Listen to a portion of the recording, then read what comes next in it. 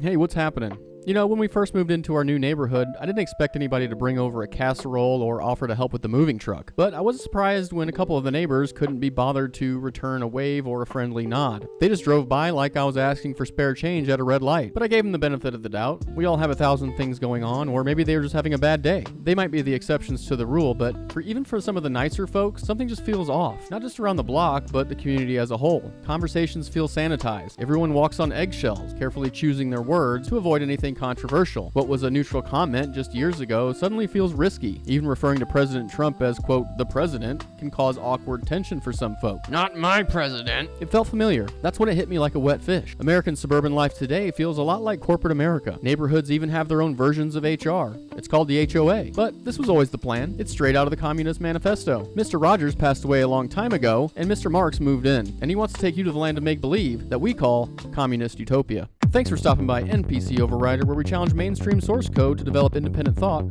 one user story at a time. Zip up your cardigan, and let's check out the latest programming.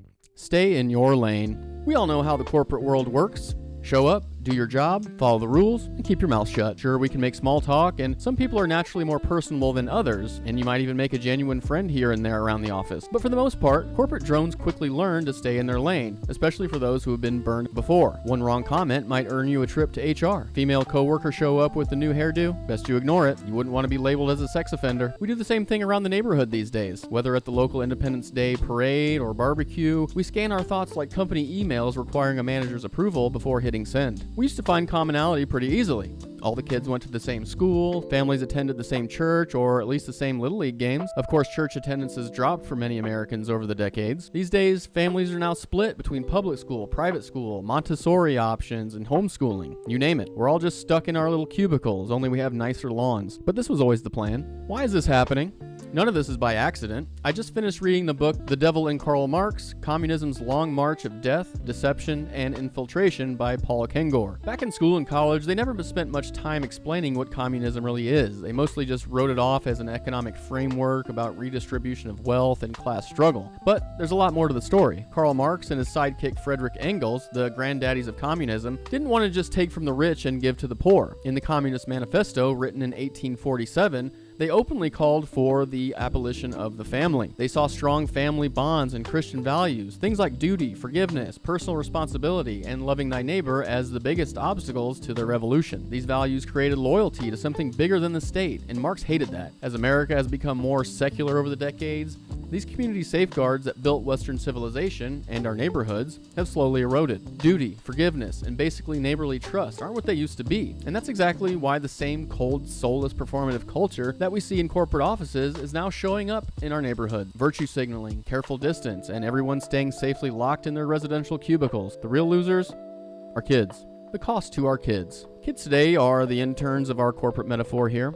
They're young and impressionable, so they do exactly as they see middle and upper management doing. They're growing up modeling emotional distance and risk aversion, just like we do in the workplace. They learn to keep their real thoughts and concerns to themselves. In the corporate world, we learn that your coworkers aren't your real friends, and you better be careful what you say because it could be used against you in the future. Kids are learning a similar lesson about their neighbors. One slip of the tongue and you might find a police officer at your door over a, quote, offensive social media post. We see it happening repeatedly in places like England. The next generation is being trained to treat neighbors the same way people did in communist China or the Soviet Union, quick to snitch on each other instead of looking out for one another.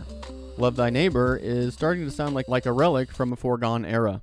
Final patch. Can we break out of the cube farm? Now you might be thinking, okay Greg, the secret police showing up at your door is a pretty big stretch from a rude neighbor who won't wave back at you. And you're right, it's a bit of a stretch. For now. The truth is, there was never a perfect American society. Americans have always had their differences. We saw it in the violent divisions of the 1850s that led to the Civil War, during the Civil Rights era, and throughout the bitter fights of the Vietnam War period. No community will ever agree on everything. But here's the difference. We used to disagree while remaining neighborly. Despite our differences, we still agreed that there were two sexes, a border was essential, and post-birth abortions were unthinkable. Americans argued over the backyard fence one day, then borrowed a cup of sugar from one another the next with no hard feelings. Today we retreat, sanitize our words, and treat each other like potential liabilities. When community fades and families grow more isolated, people don't just feel lonely. They become more vulnerable to the systems designed to, quote, fix them. History shows that weakened neighborhoods and broken family bonds often leave individuals at the mercy of institutions and the state, many times with tragic results. Feminism,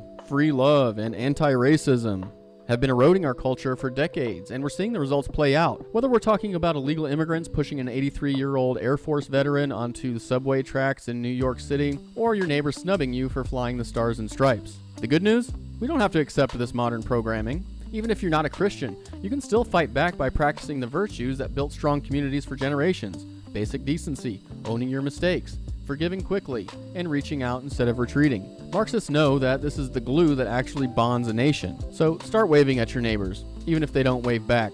The guy across the street still ignores me, but I still wave at him for entertainment purposes. Host a simple backyard with no agenda, and train your kids that finding a genuine human connection is worth the risk of offending somebody. You never know, you might just make a new friend. So let's make the most of this beautiful day.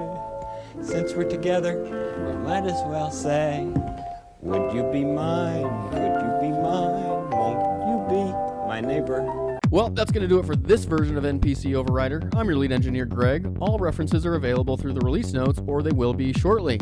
If you want to help me save the NPCs, join the dev team and hit the subscribe button, and set the like button to true. Got an idea for a future release? Open up a ticket in the comments section and let's chat. But for now, we're going to grab a beer. Thanks for stopping by. Have a good one.